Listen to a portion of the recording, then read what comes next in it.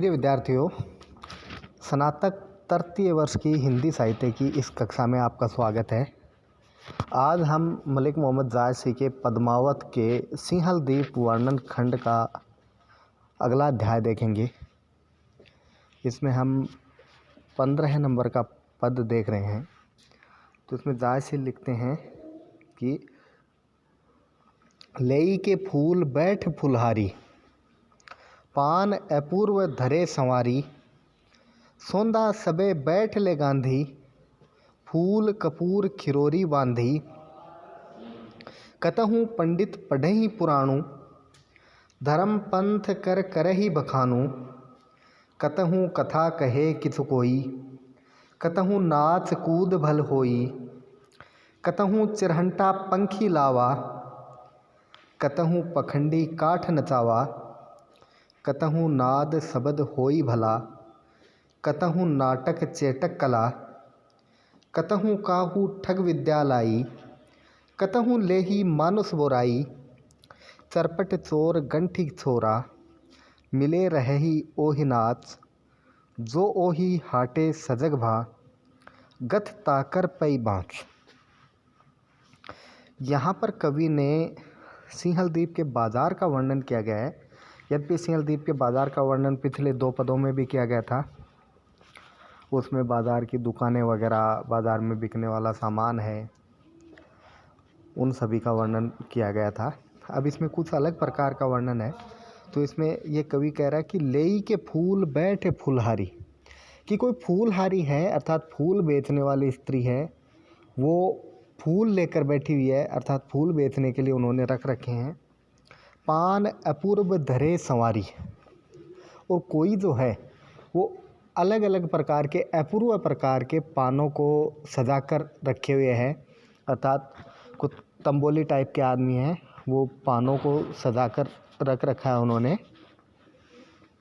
आगे सोंधा सबे बैठ ले गांधी, गांधी शब्द गंधी से बनाया गया है इन्होंने। तो इसमें ये गंधी होता है जो इत्र बेचने वाला। तो ये कहता है सोंधा सबे बैठ ले गांधी, कि गंधी लोग हैं वो अलग अलग प्रकार के सुगंध वाले इत्र लेकर बैठे हुए हैं।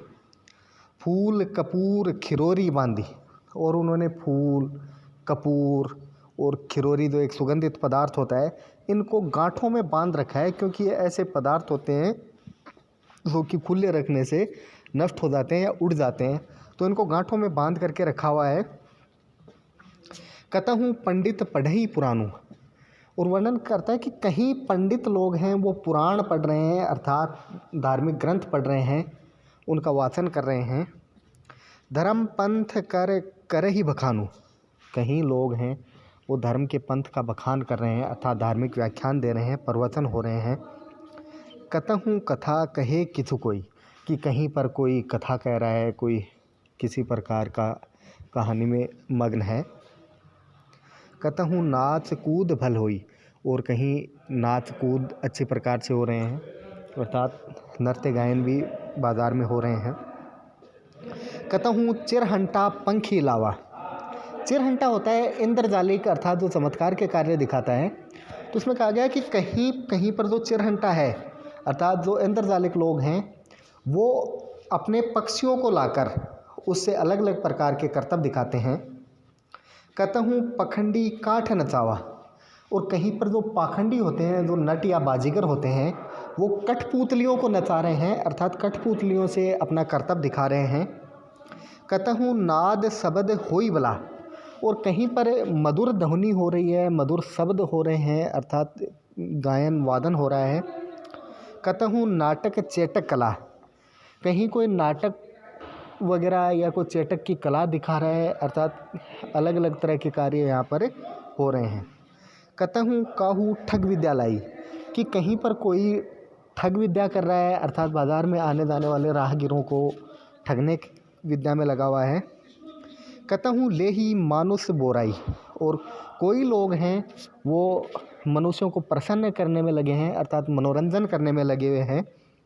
चरपट चोर गंठी छोरा, बाज़ार में जैसा कि सब बाज़ारों में होते हैं कई प्रकार के जो चोर हैं वो गंठी छोरा अर्थात गांठ को लूटने वाले लुटेरे। मिले रही ओ ही नाच।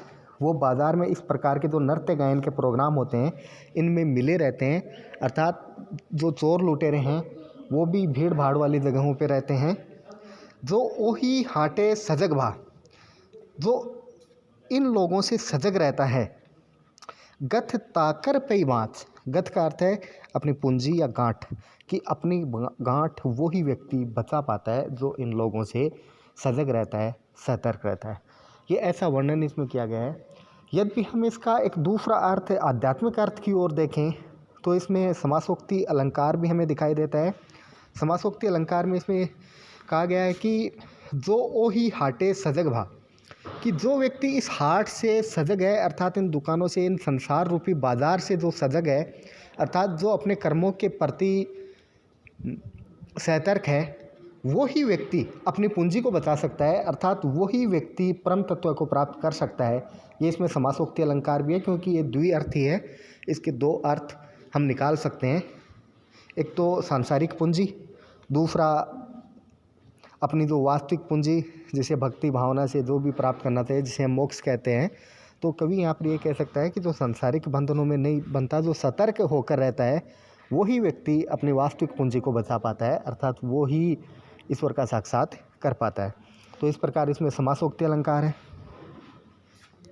अनुप्रास अलंकार भी है, उपमा अलंकार का भी यहाँ प्रयोग हुआ है, भाषा अवधि है और दोहा चौपाई शैली का प्रयोग इसमें किया गया है। धन्यवाद।